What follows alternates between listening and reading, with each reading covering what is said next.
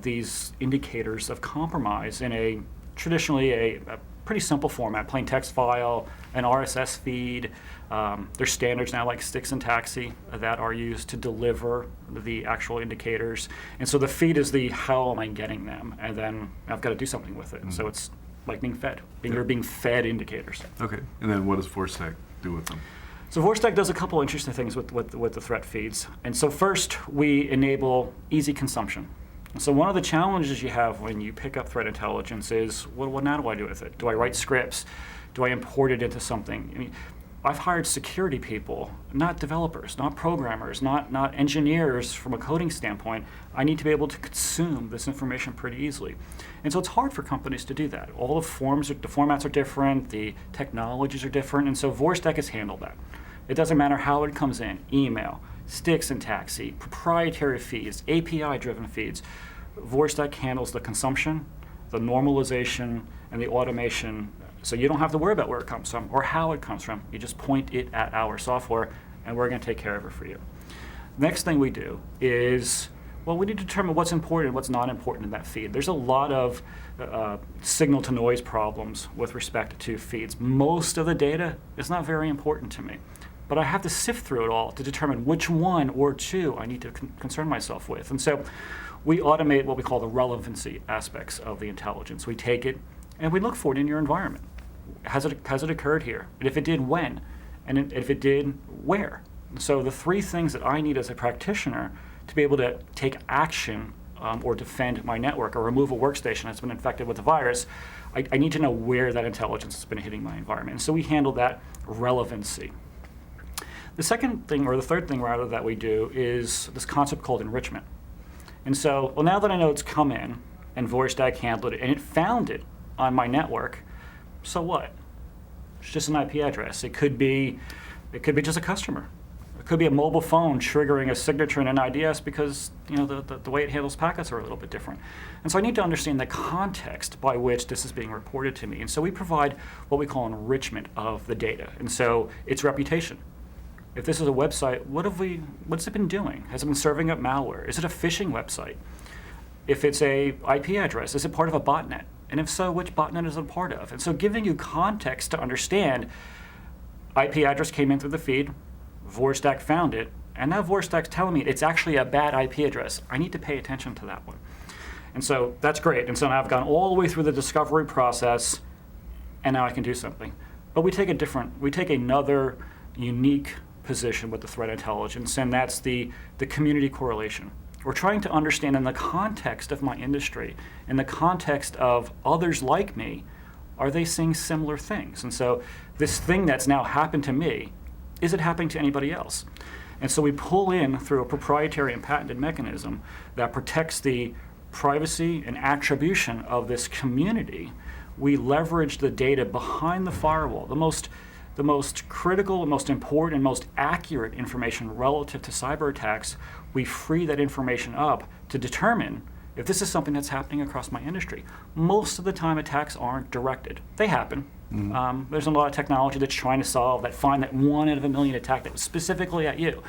But most of the time, that's not going to come through threat intelligence. And so if we can leverage the power of the community to understand the types of things that I'm finding on my network, if others are seeing them on their network as well, it goes a long way into further context, but reducing false positives, giving me a place to move and to start my action. This is an industry-wide event. This is a healthcare-related event. This is a financial services-related event.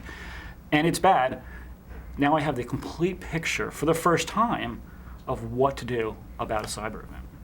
So a lot of people are very nervous about sharing information. How do you make sure that privacy is maintained so you're not giving away too much to a competitor if they're in the same industry? Yeah, there are hurdles. And so, I've been a practitioner. I've worked in some big banks running security and some financial services companies running security. And I know those pains and I know those challenges of the legal and regulatory landscape. And so we've architected the product with that in mind from the get-go. And so first and foremost, the data stays resident on your environment.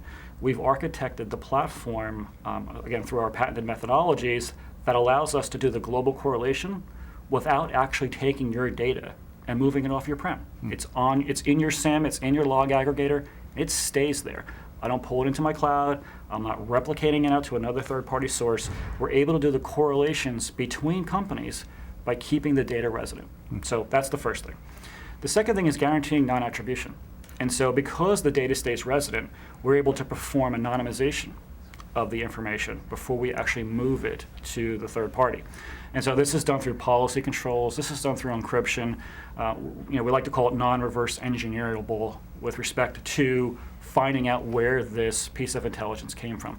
And so if we can do those things, if we can keep you in control of your data, if we can keep you understanding what's moving in and out, you're more apt to allow that information to be correlated and to be shared across a community. And so we've had success with that. Our customers have had success with that, and that's how we've had to approach it. It makes it harder.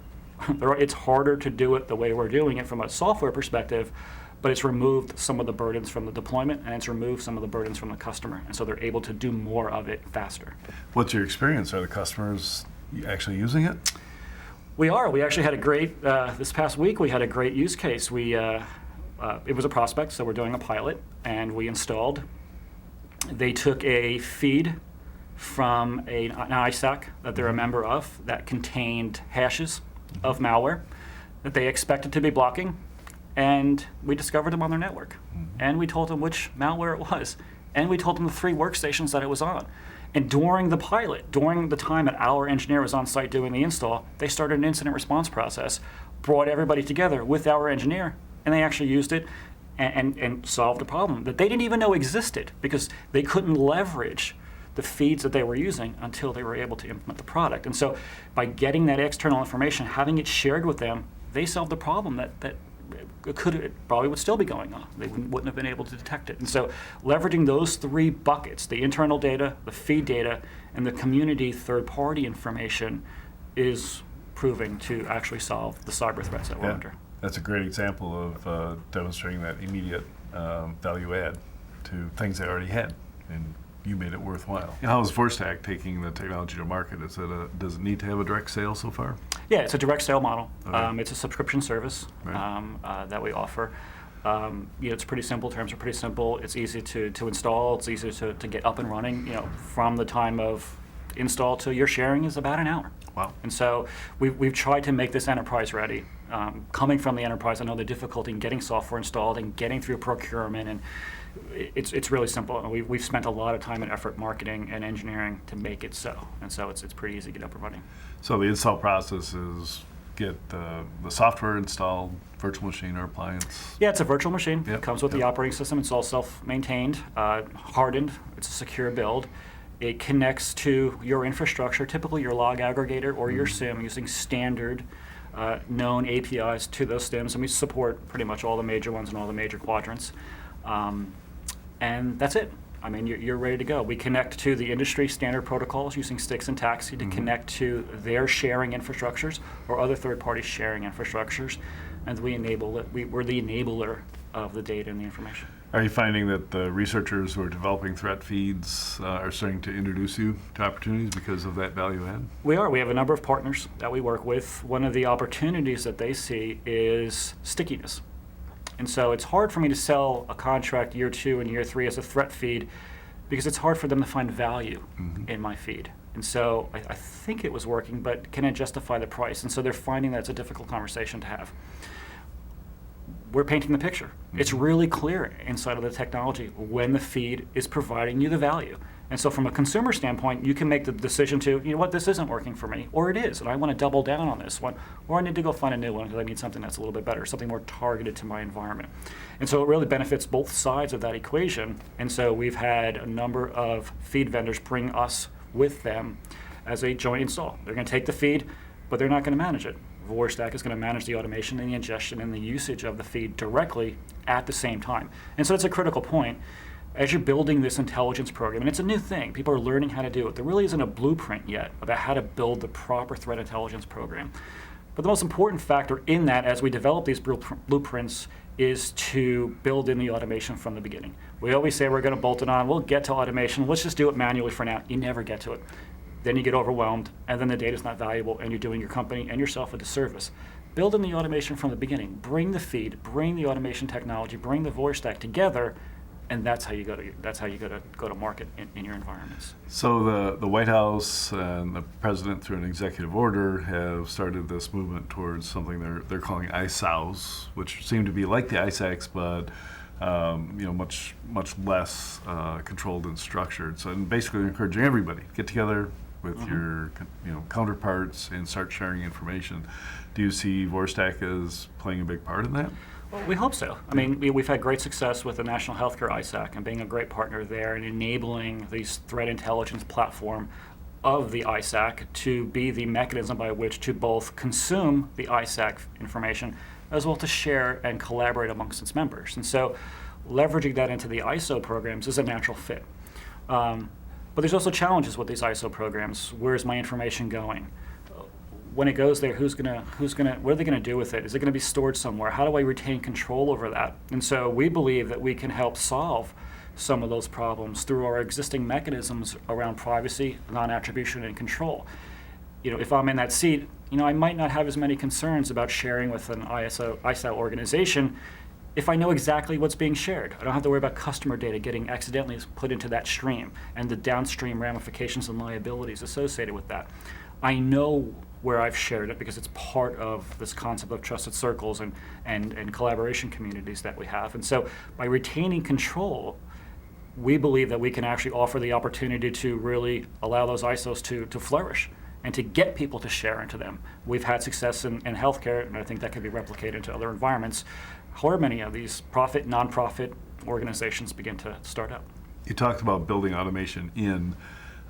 It seems like the last leg of the task is to automate the response. Do you see the ability down the road for control systems to do that? Yeah, I think next year when we're talking, you and I, I think we're going to start talking about community collaboration of change, and so if I know everything that's going on around me now, and I'm able to see it and put it into context and understand what I should do, well, the next natural reaction is, well, go do something about it. You, Vorstack, know all the data, and so we're certainly building that technology now. But the pivot point here is understanding how my community has responded. And so by having this sharing mechanism, we can begin to share both the pre and post effects of a change. And so if Vorstack can see the impact of the cyber event across the community, and then as members begin to take actions that are in fact managed and recommended by the Vorstack platform, we can actually show which mitigators have been successful and which haven't, informing the community about the proper change so then it can be executed as well. And so it's not just about orchestration, changing a firewall or changing an IDS, it's about making the right change as early as possible. So again, leveraging that same blind spot that we have with the data for the change fundamentally alters how we manage our security platforms and programs going forward. So that's what I'm excited about, and I think that's what we're going to be next year. Yeah, and I love having that vision looking forward to a hard problem, one that you're solving now, and you recognize what the next one is going to be. So Rich, wrap it up for us. Vorstack in summary. So what Vorstack brings to the table is the ability to easily ingest threat intelligence, understand its implication in your environment, find it in your infrastructure, enrich it, tell you about it, put it into context, give it relevancy, and finally connect the community together.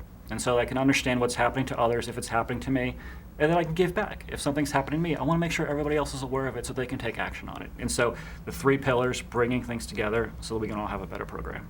Great. Thank you so much, Rich. Thank you, Rich.